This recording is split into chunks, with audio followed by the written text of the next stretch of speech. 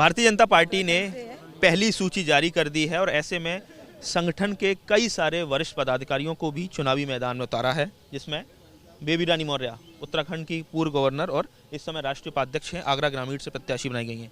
Ma'am, पहले तो बहुत बहुत धन्यवाद। चुनावी समर में आपको उतारा गया है। हेमलता दिवाकर कुशवाहा का टिकट काट के आपको मतलब कहीं ना कहीं परफॉर्मेंस के आधार पर टिकट काटी गई है, बड़ी जिम्मेदारी दी जा रही है। किस तरह से क्या देखते हैं, कैसी फाइट देख रहे हैं? देखिए, हमारी फाइट किसी से नहीं है। भारतीय जनता पार्टी बहुत और अधिक वोटों से चुनाव जीतेगी ग्रामीण विधानसभा का। आप देख रहे हैं इतने कार्यकर्ताओं का जो जुनून है, जो जोश है, उससे मुझे लग रहा है कि हम लोग बहुत अच्छी मतों से जीत। समाजवादी पार्टी और आरएलडी के जो गठबंधन का प्रत्याशी भी आपके अगेंस्ट है, तो क्या देख रहे हैं, चुनौती मिलेगी या नहीं मिलेगी? अब थोड़ी बहुत अगर कहीं युद्ध में चुनौती नहीं हो तो मज़ा भी नहीं आता है। चुनौती है तो उसे देखेंगे और उनसे जीत के आएंगे। लगातार देखा जा रहा है कि मैम अप्रत्याशित तौर पर भारतीय जनता पार्टी कहीं ना कहीं आपको एक के बाद एक जिम्मेदारी दे रही है, क्योंकि आपकी कहीं ना कहीं तो उम्मीदें भी बढ़ जाती हैं और ऐसे में सवाल थोड़े पॉलिटिकल हो जाते हैं। जिस तरह से मैम आज दारा सिंह चौहान ने बीजेपी ज्वाइन की है, कहा है कि माफ़ कीजिएगा, समाजवादी पार्टी ज्वाइन की है, तो उन्होंने कहा है कि पिछड़ों की, दलितों की अनदेखी की गई और इसलिए वो छोड़ कर जा रहे हैं। उन्होंने कहा कि जानवरों की गिनती हो रही है लेकिन जातीय जनगणना नहीं कराई जा रही है। इसको लेकर क्या कहती हैं?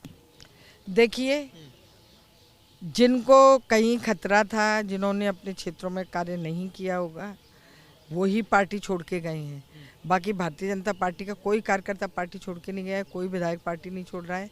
और भारतीय जनता पार्टी से ज़्यादा शुभचिंतक दलितों की, पिछड़ों की, महिलाओं की, गरीबों की और कोई पार्टी हो नहीं सकती।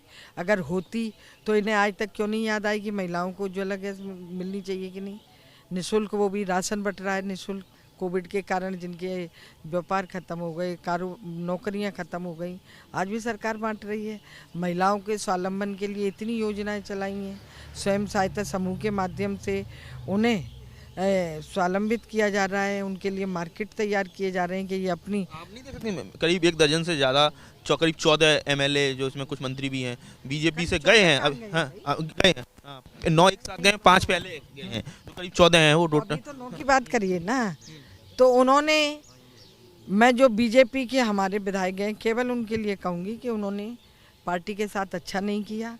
पार्टी ने उन्हें विधायक बनाया, उनको एक पहचान दी और आज वो पार्टी के साथ छोड़ के चले गए, तो ये उनकी मर्जी। एक ही लाइन पर कह रहे हैं कि छोटे जो कहा जाए व्यापारी थे, जो दलित वर्ग से थे, पिछड़े वर्ग से थे, उन लोगों की उपेक्षा की गई। कोविड में स्थिति और ज़्यादा खराब रही, बातें नहीं सुनी गई। एक ये भी था कि मुख्यमंत्री योगी आदित्यनाथ के पास जब वो कुछ समस्या लेकर पहुंचते थे तो उनकी उपेक्षा हुई, बातें नहीं सुनी गई। तो क्या लग रहा है इस चीज़ को? नहीं, मुझे तो ऐसा कुछ नहीं लग रहा है।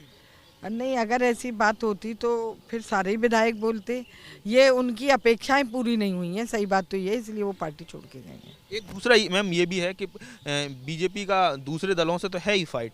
कई सारे ऐसे प्रत्याशी या कहा जाए सिटिंग विधायक हैं और उनको टिकट नहीं मिली, तो अब वो पार्टी के लिए एक तरह से चुनौती बने हुए हैं। शहमात का खेल जारी है, जैसे आगरा की कई सारे हैं, आप देख लिए, वो कह रहे हैं कि हम दूसरे दलों से चुनाव लड़ेंगे, बागी हो रहे हैं, बगावत चल रही है। नहीं, अभी मेरे पास तो ऐसी कोई खबर नहीं। धर्मपाल जी हैं तो उनको चुनाव लड़ाया जा रहा है, तो राम प्रताप जी ने कह दिया कि मैं चुनाव लड़ूंगा।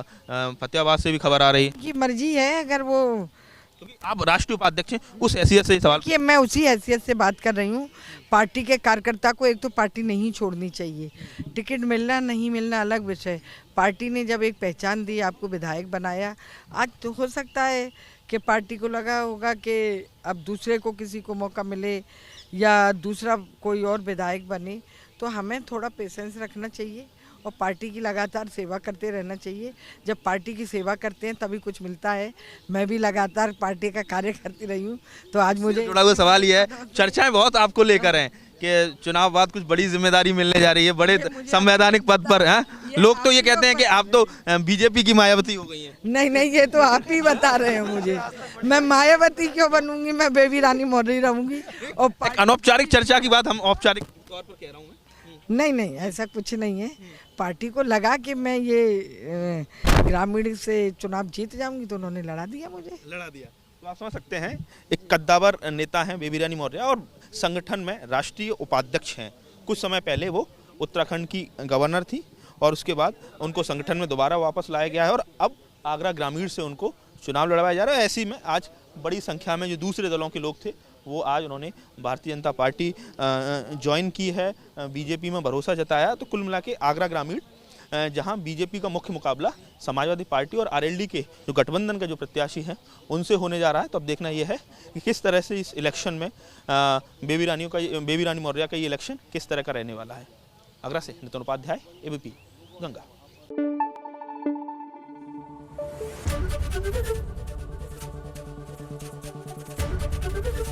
एबीपी गंगा, खबर आपकी, जुबान आपकी।